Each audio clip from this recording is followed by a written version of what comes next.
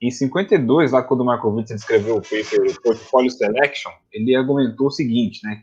Naquela época tinha esse entendimento de que o valor de uma ação era o valor presente dos dividendos dela, né? Então, se o camarada aí quisesse lá maximizar o retorno, né, do seu investimento, simplesmente ele ia lá, investia tudo numa ação que tivesse mais dividendo esperado, né? Se fosse, vamos dizer assim, de acordo com a teoria na época.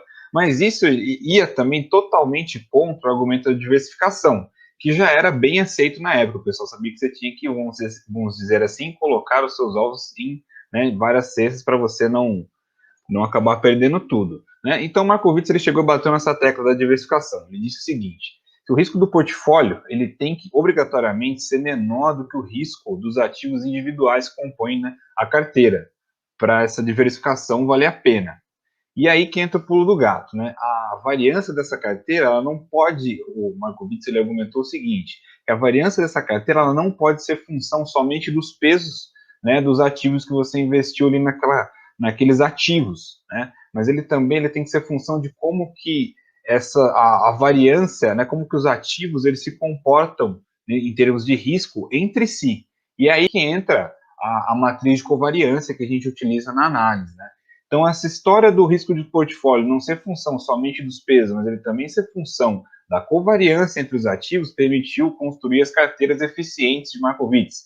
Pois elas são carteiras que maximizam o retorno dado um nível de risco, né? Esse conjunto todo de carteiras vai acabar demonstrando graficamente o que a gente chama de fronteira eficiente. Basicamente, como se forma a fronteira eficiente, né? Eu vou dar uma ampliada aqui, vou dar um zoom.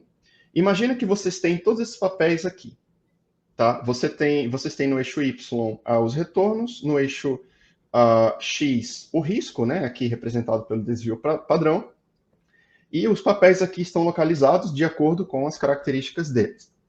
Para cada portfólio que a gente vai criando que envolva esses papéis, a gente vai traçando um ponto no nosso gráfico, de acordo com o retorno-alvo e de acordo com o mínimo risco possível.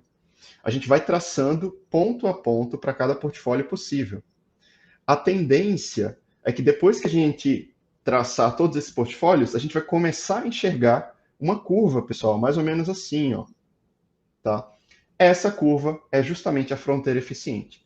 Essa curva ela representa um portfólio ótimo para um dado nível de risco, o maior retorno possível.